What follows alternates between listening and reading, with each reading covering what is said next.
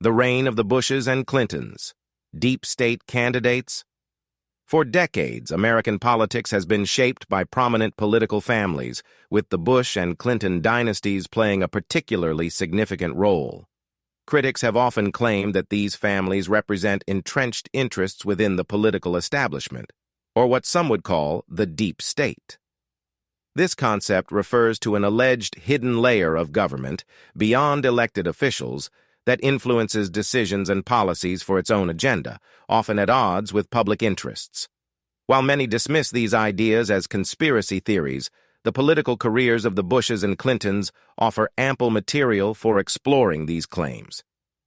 Both families have occupied positions of power for significant periods, raising questions about whether they represent broader, behind-the-scenes interests that maintain influence regardless of who is in office.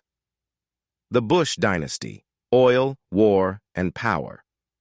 The Bush family's influence on American politics spans multiple generations, beginning with Prescott Bush, a U.S. Senator from Connecticut. However, it was his son, George H.W. Bush, and grandson, George W. Bush, who cemented the family's legacy at the highest levels of government. George H.W. Bush's career in government is extensive, including stints as the director of the CIA, vice president, and ultimately president. His long tenure in Washington's corridors of power has fueled suspicions about his connections to the so-called deep state. His involvement in intelligence, especially during his time at the CIA, is a key point of contention for critics who argue that his career reflects a pattern of covert influence. One notable quote by George H.W. Bush during his presidency is particularly striking. "If the American people ever find out what we have done, they will chase us down the streets and lynch us." This cryptic remark has been cited by those who believe that Bush's presidency and his previous roles were part of a broader, more secretive agenda that operated in parallel to official government policies. Similarly, George W. Bush's presidency, marked by the Iraq War, has been linked to neoconservative interests and the military-industrial complex.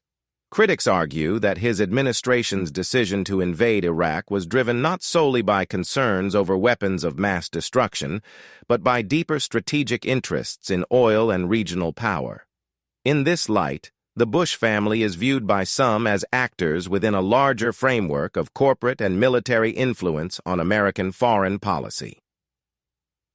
The Clinton dynasty: global influence and corporate ties.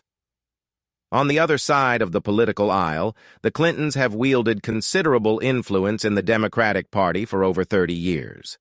Bill Clinton's presidency from 1993 to 2001 is remembered for its neoliberal economic policies, deregulation, and the signing of the North American Free Trade Agreement, NAFTA.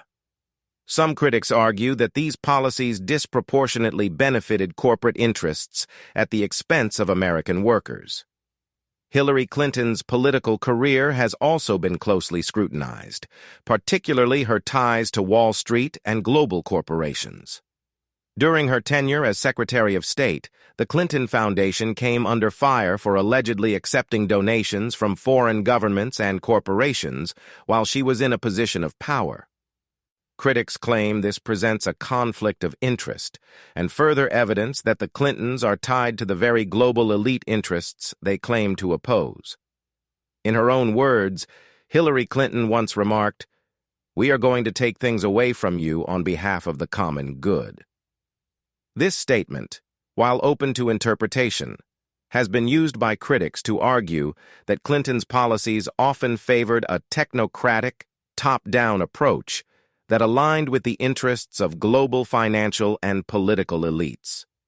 Additionally, Clinton's role in advocating for military intervention in Libya and her hawkish foreign policy stance have been seen by some as continuations of the same interventionist policies championed by the Bush family. Two sides of the same coin? While the Bushes and Clintons come from different political backgrounds, Republican and Democrat respectively, their governance has shown remarkable similarities. Both families have supported interventionist foreign policies, corporate-friendly economic strategies, and have maintained close ties with the financial sector. These similarities have led some to argue that the divide between the two families is more superficial than real. The deep state theory suggests that both political dynasties serve broader, more shadowy interests, whether they be the military-industrial complex, global financial institutions, or multinational corporations. From this perspective, elections become a mere formality, where the choice between candidates like Bush or Clinton is not a choice between opposing ideologies, but rather a choice between different faces of the same underlying power structure.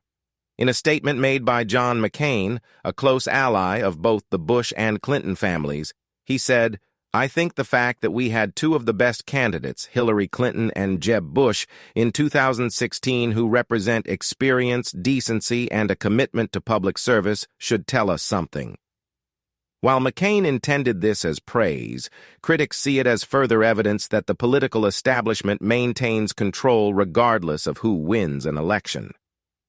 Conclusion: the end of an era or continuation. The political influence of the Bushes and Clintons has undoubtedly shaped recent American history. Whether or not one subscribes to the deep state theory, it is clear that these families have wielded enormous power over the years, and their legacies continue to influence American politics today.